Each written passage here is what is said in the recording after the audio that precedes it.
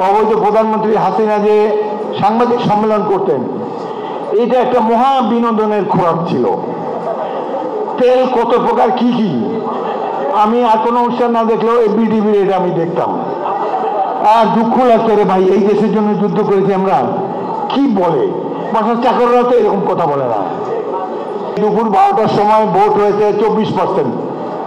তিনি একটা ঘুম দিলেন, ইলেকশনের দিন ঘুমায় প্রধান নির্বাচন কমিশনার, তিনি একটা ঘুম দিয়েছেন, ঘুম থেকে উঠে দেখে এটা 55% হয়ে গেছে। তিনি ঘুম না দিলে তো 24%ই থাকতো। এগুলো কি ধরনের ইলেকশন কমিশন আমরা পেয়েছি এই দেশে?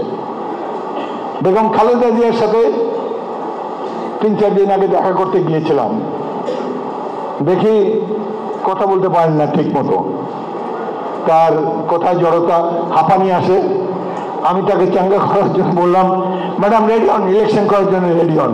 সাথে সাথে দেখি চাঙ্গা হয়ে গেলেন। বললাম বলেন কি? আমরা বলেন কি? আমি তো এখানে সজ্জা সাজিয়েছি। আমি বলছি খালি একটা কলম আপনি রাখেন সাথে, যখন মনোনয়ন নির্বাচনের প্রার্থীর মনোনয়ন ফর্মটা যখন আসবে, আপনি শুয়ে ঘুমায় খালি এরকম একটা দাগ দিয়ে দেবেন, ওইটাতেই 300 আসনে 290টা আমরা পেয়ে যাব। এই সরকার এই মহান নেত্রী, সবচাইতে জনপ্রিয় নেত্রীকে চিকিৎসা দেয় নাই। আশা করব শীঘ্রই আমরা তাকে বিদেশে পাঠাতে পারবো। তিনি পরিপূর্ণ সুস্থ হয়ে দেশে আসবেন এবং আগামী দিনে নির্বাচনে পরে দেশের প্রধানমন্ত্রী হবেন ইনশাআল্লাহ।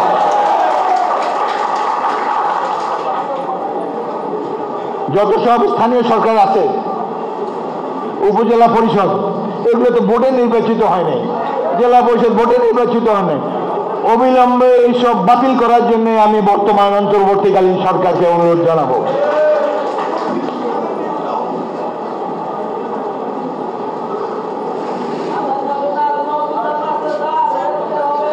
বিডিআরে যে হত্যাযজ্ঞ চালিয়েছে তারা, অনেক কষ্ট লাগে। সেনাবাহিনীর সেরা 57 জন অফিসারকে বিডিআরে পোস্টিং দেওয়া হয়েছিল। এদেরকে প্রতিবেশী রাষ্ট্রের ষড়যন্ত্রের কারণে এবং তাদের অংশগ্রহণের ফলে নির্মমভাবে হত্যা করা হয়েছে। আমরা এই হত্যার যে বিচার হচ্ছে সেটি অত্যন্ত দীর্ঘসূত্রতায় আক্রান্ত, ভেরি স্লো। এইভাবে কিয়ামত পর্যন্ত এই বিচার শেষ হবে না। অতি দ্রুত প্রয়োজন হলে একটা স্পেশাল ট্রাইব্যুনাল করে যাদের যাদের ফাঁসির আদেশ হয়েছে প্রত্যেককে ঝুলিয়ে দেন, তাতে শহীদ পরিবার শান্তি পাবে। এখানে স্বরাষ্ট্রমন্ত্রী গতকাল শপথ নিয়েছেন, লেফটেন্যান্ট জেনারেল জাহাঙ্গীর, আমার ছোট ভাই, আমার অনুজ অফিসার। তার নেতৃত্বে একটা ইনকোয়ারি হয়েছিল বিডিআর হত্যাকাণ্ডের ব্যাপারে। তিনি সঠিকভাবে কারণ এবং সমাধান বর্ণনা করেছেন, কিন্তু এই রিপোর্ট আর আলোর চোখ মুখ দেখে নাই। আমরা চাই তার নেতৃত্বে প্রতিষ্ঠিত যে সত্য অনুসন্ধান রিপোর্ট সেটি জনসমক্ষে প্রকাশ করা হোক। অনেক কথা বলার ছিল। সাংবাদিকরা, এদের একটা বড় অংশ তোয়াজ করেছে শেখ হাসিনাকে।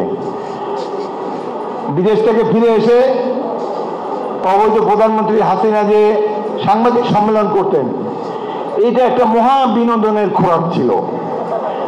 তেল কত প্রকার কি কি আমি আর কোনো অনুষ্ঠান না দেখলেও বিটিভির এটা আমি দেখতাম। আর দুঃখ লাগতো, রে ভাই, এই দেশের জন্য যুদ্ধ করেছি আমরা, কি বলে বাসার চাকররা তো এরকম কথা বলে না। নত জানো কি, মাটিতে শুয়ে কোনো মেরুদণ্ড নাই।